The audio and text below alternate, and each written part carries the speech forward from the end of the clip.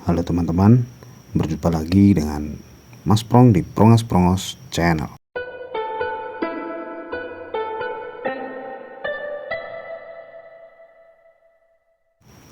Pada permainan kali ini, saya akan membahas Mikhail Tal melawan Niklas Kosulapov. Mikhail Tal hitam dan Niklas putih. Terjadi pada tahun 1960. Oke, langsung saja ke permainannya. Pion putih E4, Mikhail Tal membalas pion E5. Lanjut, pion putih ke F4, gambit raja. Ini cukup berani ya, mengingat lawannya adalah seorang Tal. Menggunakan gambit raja itu harus menggunakan kalkulasi yang sangat matang. Pion gambit diterima oleh Tal. Lalu gajah terang putih keluar ke C4.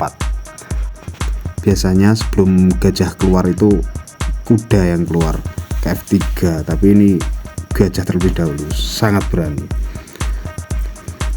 Tal membalas dengan skak, langsung tancap gas dia. Pion nggak berani menutup, karena kalau menutup konsekuensinya ya betengnya hilang. Sehingga putih memilih memindahkan raja ke F1. Kemudian Tal membuka jalur gajah untuk membantu serangan tentunya. Dibalas oleh putih, kuda sayap menteri yang keluar. Kuda sayap rajanya belum. Kuda Mikhail Tal keluar juga, menambah serangan juga, menambah tekanan. Lalu dibalas oleh putih, kuda sayap raja yang keluar. Baru keluar dia sekarang. Karena menteri Tal terancam, dia mundur ke H5. Lanjut, pion putih maju ke D4, pion hitam G5 menjaga rekannya di F4, dan pion putih E ini maju terus. Ini sepertinya putih ingin menguasai di kolom D dan E. Tal masih fokus di sayap raja. Dia memajukan pion G untuk mengancam kuda putih. Dan jawaban putih inilah yang kalau saya bilang sih unik. Dia bermain tempo, teman-teman. Jarang sekali ini terjadi. Dia bermain tempo. Dan gajah ke F4 memakan pion. Tentunya kesempatan ini dimanfaatkan oleh Tal dengan memakan kuda yang dari tadi mengganggu serangan. Dan putih juga membalas dengan memakan kuda hitam. Lanjut, sekak benteng oleh Tal. Ini memaksa raja untuk memakan, dan benar saja dimakan oleh raja. Langsung gajah terang hitam melakukan skak, raja putih ke F2, dilanjutkan skak oleh menteri hitam. Lalu gajah menutup dan menteri melakukan skak ke F6 dengan memakan pion. Coba tadi putih tidak bermain tempo, mungkin kejadiannya tidak akan seperti ini, teman-teman. Lalu raja pergi ke G1. Kalau langkah stop fish terbaik itu ke E1. Lanjut, lalu gajah hitam ke G7 untuk mengancam pion di D4. Dua kali tekanan ini.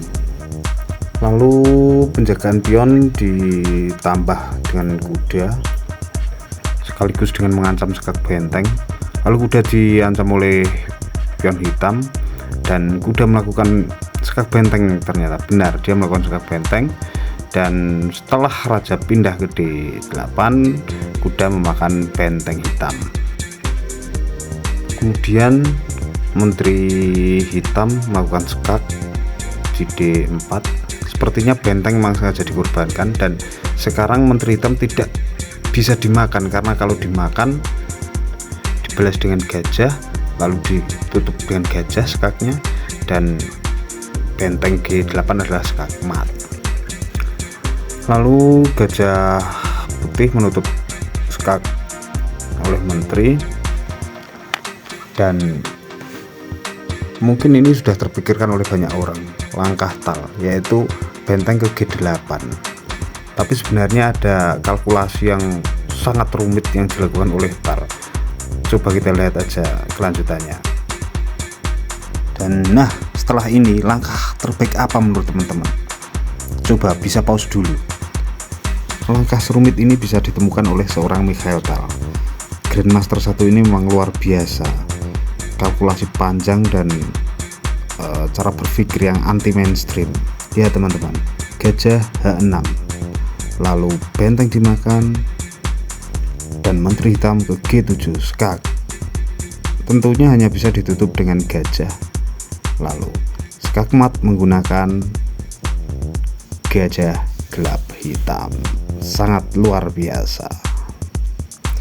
Mungkin cukup sekian teman-teman video kali ini, dan kurang lebihnya mohon maaf yang sebesar-besarnya.